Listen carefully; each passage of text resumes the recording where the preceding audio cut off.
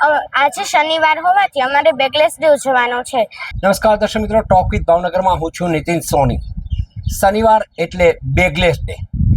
એકમ કસોટીના કહી શકાય કે જે એકમ કસોટીનું કામ હતું એની બદલે હવે રાજ્ય સરકારે એક નવો ચીલો ચાતર્યો છે અને 2 મહિનાના 8 શનિવાર માટે એક નવો અમલીકરણ કરવામાં આવ્યું છે બેગલેસ ડે। એટલા માટે કે આ બેગલેસ ડે દિવસ છે શનિવાર, અને શનિવારના દિવસે ધોરણ 1 થી 8ના વિદ્યાર્થીઓને પોતાની શાળાએ બેગ લઈ જવાની નથી, પરંતુ ત્યાં જઈને તેમને અનેક જે રમતો છે, યોગ છે, વ્યાયામ છે, આ ઉપરાંત જે કેટલીક જૂનવાણી રમતો છે એ રમતો રમાડવામાં આવશે। એટલે ચોક્કસપણે કહી શકાય કે વિદ્યાર્થીઓમાં જે સુસુપ્ત શક્તિ રહેલી છે એને બહાર લાવવા માટે અને કૌશલ્ય બતાવવા માટે થઈ અને સરકારે શનિવારને બ્લેકલેસ ડે તરીકે જાહેર કર્યો છે। અને બેગલેસ ડેને લીધે વિદ્યાર્થીઓમાં પણ આનંદનો ઉત્સાહ જોવા મળ્યો છે આજે પ્રથમ દિવસે। તો બીજી બાજુ શિક્ષકો અને શિક્ષણવિદો આ વિશે શું કરી રહ્યા છે જોઈએ આ બેગલેસ ડે વિશેના ખાસ અહેવાલમાં। હમણાં જ 2 મહિના માટે 8 શનિવાર માટે દર શનિવાર એ જોયફુલ સેટરડે, આનંદમય શનિવાર એવા પ્રકારનો એક પરિપત્ર સરકારે બહાર પાડ્યો છે। અને આ જે શનિવાર છે એને આનંદમય બનાવવાનો એ બહુ સરસ। એ દિવસે વિદ્યાર્થીઓને કોઈ દફતર લીધા વગર આવવાનું, એટલે બેગલેસ સેટરડે એવું નામ આપ્યું। પણ એ દિવસે આમ તો અગાઉના જે સમયમાં શનિવારે બાલસભા હોય, શનિવારે સમૂહ કવાયત હોય, શનિવારે વિવિધ પ્રવૃત્તિઓ હોય, આ હતું જ। પણ વચ્ચેનો એક સમયગાળો એવો આવ્યો કે જેમાં એકમ કસોટી દર શનિવારે લેવાની, એટલે તમે 6 દિવસમાં જે ભણાવો એ જ બધું એકમ કસોટી લઈ લેવાનું। એટલે એકમ કસોટી દર અઠવાડિયે લેવા, પછી 15 દિવસે થયું। પણ એ 15 દિવસે એકમ કસોટીનું ભારણ વિદ્યાર્થીઓમાં એવું થઈ ગયું, શિક્ષકોમાં એટલું થઈ ગયું, કારણ કે એને માર્ક અપડેટ કરવાના બધા એક પ્રશ્નના માર્ક, એટલે જેને કહેવાય ને જે કોઈ કારણ વગરની મહેનત એ શિક્ષકો માટે હતી, એટલે એના કારણે આ બધી પ્રવૃત્તિ બંધ થઈ ગઈ। અને એના માટે ભાવનગરમાંથી જવા જોટ્યો માનનીય પંડિત સાહેબ ને બીજા આખી અમે ટીમ છે અમારી, એ બધાએ નક્કી કર્યું કે સરકારમાં રજૂઆત કરી। અમે રજૂઆત પણ કરી અને બહુ સારી રીતે એમણે સાંભળી અને સફળતાપૂર્વક આ વર્ષથી બરાબર કરીશું એવું પણ થયું। એની કમિટી બની, અત્યારે એના મીટિંગ પણ ચાલી રહી છે। પણ એના અનુસંધાને કે બીજી કોઈ રીતે પણ એક બેગલેસ ડે જે આપ્યું છે ને એ વિદ્યાર્થીઓ માટે બહુ જ ફાયદો છે, કારણ કે આ દિવસે શનિવારે વિદ્યાર્થીઓને બહુ જ સારા પ્રમાણમાં પ્રવૃત્તિ મળશે। પ્રવૃત્તિ એટલે આ દિવસે ફક્ત સવારે બાલસભા થશે એટલે આ વિદ્યાર્થીઓને સ્ટેજ મળશે, સાથે સાથે સાંસ્કૃતિક કાર્યક્રમ થશે, એટલે એમાં જે સ્કિલ ડેવલપમેન્ટની વાત છે ને એનઈપીમાં એ આમાં આવશે।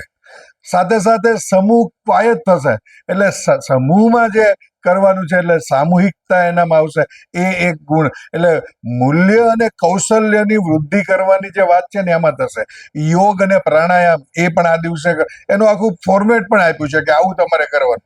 એની સાથે સાથે વિદ્યાર્થીઓને આ દિવસે પ્રોજેક્ટ કરાવવામાં આવશે। બેગ નહીં લાવવાનું એટલે ખાલી ફરવાનું રમવાનું એવું નહીં, રમવાનું તો છે જ, પણ એ મિનિંગફુલ રમવાનું છે। એવા પ્રકારની શૈક્ષણિક રમતો રમાડવામાં આવશે જેના કારણે વિદ્યાર્થીઓને બહુ મજા આવશે અને સાથે સાથે એમાં એની સ્કિલ ખીલશે। એટલે આ એક બહુ જ સારો નિર્ણય છે। ભલે અત્યારે આ 2 મહિના માટે આપ્યો છે, પણ વર્ષો સુધી એ ચાલુ રાખવો જોઈએ ને એવા પ્રકાર, કારણ કે જે નવી સિસ્ટમ જે આવી છે એનઈપી 2020માં 5+3+3+4 એ જે સિસ્ટમ છે ને એમાં જે બીજો +3 છે, એટલે કે 6, 7, 8 ધોરણ, એમાં તો 10 દિવસ બેગલેસ ડે એક સત્રમાં આપ્યા છે। એ 10 દિવસમાં એ વિદ્યાર્થીઓને જુદી જુદી સંસ્થાઓની મુલાકાત લઈ જવાના, વ્યક્તિઓની મુલાકાત લઈ જવાના છે, વિવિધ પ્રોજેક્ટ આપવાના છે। એ દરેક વ્યવસાયનું એ માન કરે એવા પ્રકારની વાત થાય, આ ક્યાં કેવા પ્રકારની સ્કિલ વપરાય છે એનામાં પોતામાં ડેવલપ થાય અને બાકીનું જોવે અને એમાંથી કંઈક એને જે રસ પડે એમાં આગળ વધે, આવો એક ઉદ્દેશ છે। એનું પણ અલગ પ્રકારનું આખું ફોર્મેટ એ આપશે। એટલે શિક્ષકોને આ જે પ્રકારની વાત આવે ને એને યોગ્ય રીતે અમલ કરવાની છે। એટલે એની પીઠ તો ખૂબ સારું છે। શિક્ષકો અત્યારે નવી પેઢીના ખૂબ સારું કામ કરે છે, આ નક્કી છે। પણ આ બધી જ જે કઈ યોજનાઓ આવે છે ને એ યોજનાની સફળતાનો આધાર છેવટે શિક્ષકોની નિષ્ઠા અને પ્રામાણિકતા ઉપર જવાનો છે, આ નક્કી છે। 100%. અત્યારે યુનેસ્કોથી શરૂ કરીને એનઈપીમાં સૌથી વધુ વાત એ ગીજુભાઈની જ છે. ગીજુભાઈના નામથી ભલે ના આવ્યું હોય પણ બધું જ કામ ગીજુભાઈનું છે એમ આપણે કહી શકીએ. જીતુભાઈ જ્યારે શિક્ષણ મંત્રી હતા ત્યારે પણ આપણે એમને આ વ્યવસ્થિત સમજાવેલું, જેના કારણે ચિલ્ડ્રન યુનિવર્સિટીમાં ગીજુભાઈ ચેર નામે એક આખું કામ શરૂ થયું છે અને એના આધારે પણ ઘણું બધું સંશોધન ચાલી રહ્યું છે અને બધું કામ પ્રાથમિક શાળાના વિદ્યાર્થીઓ માટે થઈ રહ્યું છે. અત્યાર સુધી દર શનિવારે અથવા એકાંતરા શનિવારે એકમ કસોટી લેવાતી. એ વિદ્યાર્થીઓના જ્ઞાનની ચકાસણી હતી, પણ જે આપણે એમ કહે છે ને કે ભણ્યા પણ ગણ્યા નહીં, તો એ પ્રમાણે આ ગણતર છે ને એ રહી જતું હતું. અને શનિવારની બાલ સભાથી માંડી અને જે પ્રવૃત્તિઓ થતી હતી એનો ભોગ એકમ કસોટીના કારણે લેવાતો હતો. એનો ખૂબ વિરોધ થયો અને રજૂઆતોના અંતે એક કમિટી બનાવી અને 360 ડિગ્રી મૂલ્યાંકન થાય, એટલે કે બાળકો ભણવાનું તો શીખે જ પણ જીવનમાં ઉપયોગી એના જે આવડત છે એ બધી ખીલે, એ માટે થઈને આ બેગલેસ ડેનું આયોજન કર્યું છે.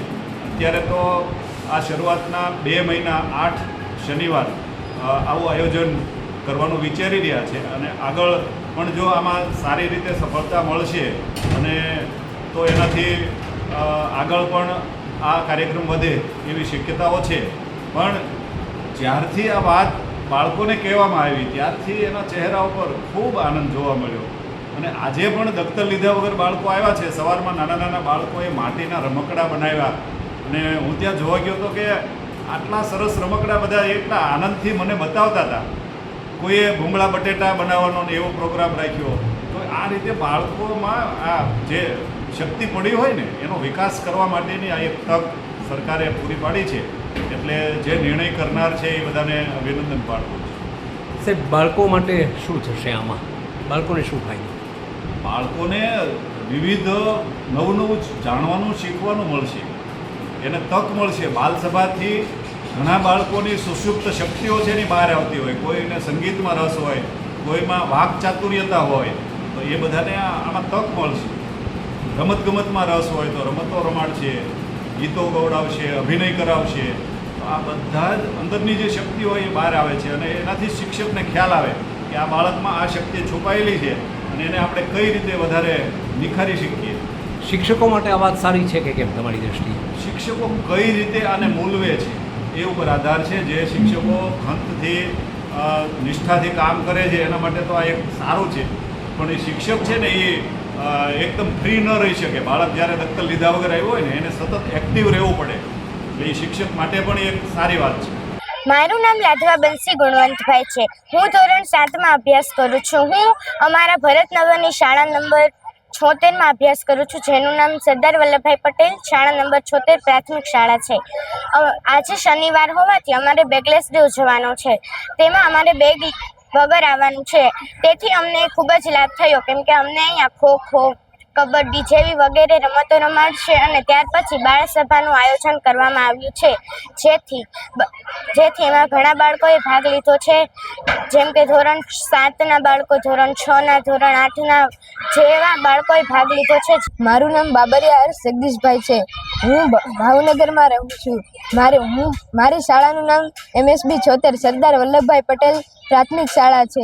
મારી શાળામાં ખોખો, કબડ્ડી, વોલીબોલ વગેરે રમતોનું આયોજન કરવામાં આવે છે. દર વર્ષે ખેલ મહાકુંભમાં પણ અમારી ટીમો જીતીને આવે છે. અમારી ખોખોની બહેનોની ટીમ રાજ્ય કક્ષા લેવલે મેડલ જીતીને લાવેલે છે. અમારી શાળામાં ભગવદ્ ગીતાના શ્લોકો પણ અમને પાકા કરાવે છે. તેની સ્પર્ધા ચિન્મય મિશન ટ્રસ્ટ દ્વારા થાય છે. તે દર વર્ષે અમને ઇનામો આપી અને વિવિધ ગિફ્ટો આપી અમારું સન્માન કરે છે અને શ્લોકો પાકા કરવા પ્રોત્સાહિત પ્રેરણા આપે છે. હું દિવ્યા સિદ્ધપુરા શાળા નંબર 49માં શિક્ષક તરીકે મારી ફરજ બજાવું છું.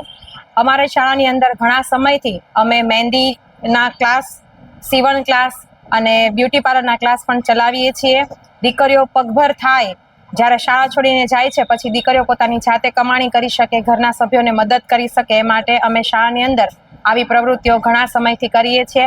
અને સરકારે પણ હવે આ વખતે બેગલેસ ડેની જે ઉજવણી કરવાનું કહ્યું છે, એમાં પણ દીકરીઓ આ મહેંદી વર્ગ છે, સીવણ વર્ગ અને બ્યુટી પાર્લરના વર્ગની અંદર ભાગ લે છે અને શીખે છે. તમે ક્લાસમાં જોઈ શકો છો કે દીકરીઓ અત્યારે મહેંદી વર્ગ ચાલી રહ્યો છે, એમાં પોતાનું કામ કરી રહ્યા છે અને આ રીતે દીકરીઓ છે એ પગભર થઈ શકે છે અને પોતાના જીવનમાં એનો ઉપયોગ કરી શકે છે.